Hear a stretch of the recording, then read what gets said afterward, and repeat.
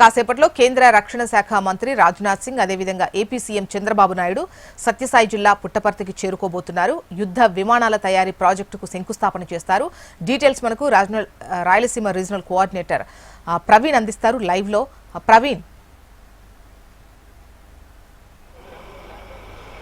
జోష్నా, కొద్దిసేపటి క్రితమే కేంద్ర రక్షణ శాఖ మంత్రి రాజ్నాథ్ సింగ్తో పాటు ముఖ్యమంత్రి చంద్రబాబు నాయుడు పుట్టపర్తి చేరుకున్నారు. నిన్నే మంత్రి లోకేష్ అదేవిధంగా అనగాని సత్యప్రసాద్ పయ్యావుల కేసు ఇక్కడే ఉన్నారు. మరికొద్దిసేపట్లో అంటే 10:30కి ప్రతిష్టాత్మకమైన రక్షణ శాఖ ఆధ్వర్యంలో చేపట్టినటువంటి యుద్ధ విమానాల తయారీ కేంద్రానికి శంకుస్థాపన చేరున్నారు. అదేవిధంగా 12 డ్రోన్ కంపెనీలకు సంబంధించినటువంటి వాటికి కూడా భూమి పూజ చేరున్నారు. ముఖ్యంగా 5వ తరం యుద్ధ విమానాల తయారీ కేంద్రాన్ని ఇక్కడ నెలకొల్పుతున్నారు. ఇప్పటికే రక్షణ శాఖకు సంబంధించి నాసిక్, హైదరాబాద్, బెంగళూరు ప్రాంతాల్లో విమానాలు తయారు చేస్తున్నారు. ఇది పుట్టపర్తిని మరో తయారీ కేంద్రంగా కూడా ఏర్పాటు చేయడం జరిగింది.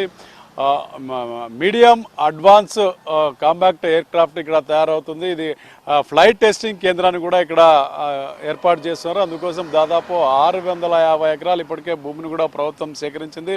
అందుకు సంబంధించి మొత్తం ఈ ప్రాజెక్టు చూసుకుంటే 15,803 కోట్లతో సంబంధించిన ప్రాజెక్టు. ఈ ఏదైతే యుద్ధ విమానాల తయారీ కేంద్రంతో పాటు 12 డ్రోన్ సంబంధించినటువంటి ప్రాజెక్టులు కూడా ఇక్కడ శంకుస్థాపన జరుగుతుంది. ఇది ఒక రాయలసీమలో ఏదైతే డిఫెన్స్ యుద్ధ విమానాల హబ్గా ఇది మారబోతుందో చెప్పొచ్చు.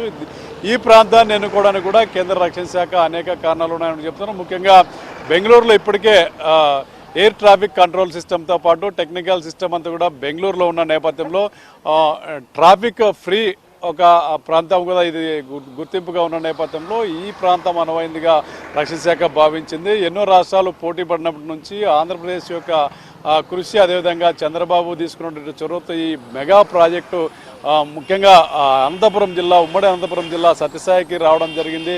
పుట్టపర్తి కేంద్రంగా ఏదైతే ఇప్పటికే ఉన్నటువంటి ఎయిర్పోర్ట్ను కానుకొని ఉన్నటువంటి బ్రాహ్మణపల్లి పొలాలలో దీన్ని ఏర్పాటు చేస్తున్నారు. మరికొద్దిసేపట్లో దీనికి భూమి పూజ కూడా చేయనున్నారు.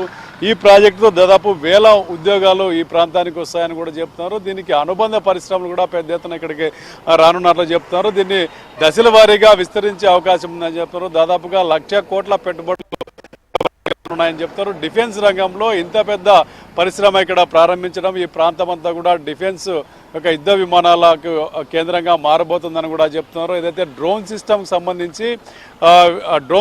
సంబంధించి డ్రోన్ తయారీ కేంద్రాలు కూడా ఇక్కడ ప్రారంభించబోతున్నారు. అయితే యుద్ధంలో అత్యాధునిక సాంకేతిక పరిజ్ఞానం ఉన్నటువంటి యుద్ధ విమానాలు ఏదైతే 5వ తరం యుద్ధ విమానాలు ఇక్కడ తయారు చేస్తున్నారు. ఇవి దాదాపుగా 2029కి నమూనా బయటకు వస్తుందని చెప్తున్నారు.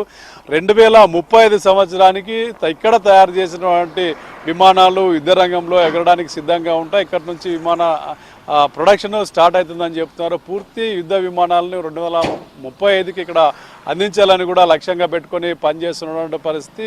అత్యాధునిక సాంకేతిక పరిజ్ఞానం ఏదైతే శత్రు దేశాల రాడార్లకు కంటపడకుండా ఆ శత్రు దేశాల్లో అనుకున్నటువంటి లక్ష్యాలను ఛేదించేటువంటి ఒక అత్యాధునిక సాంకేతికతో ఈ యుద్ధ విమానాలు తయారవుతున్నాయి. ఇప్పటికే ఉన్నటువంటి తేజ, బ్రహ్మోస్ కంటే కూడా ఇది అత్యాధునిక టెక్నాలజీతో ఇది ఉంటుంది. ఏదైతే మనుషులు ఉన్నది మానవ రహిత విమానాలను కూడా ఇక్కడ 2 రకాల సిస్టమ్తో ఈ విమానాలు తయారవుతున్నాయని చెప్తున్నారు.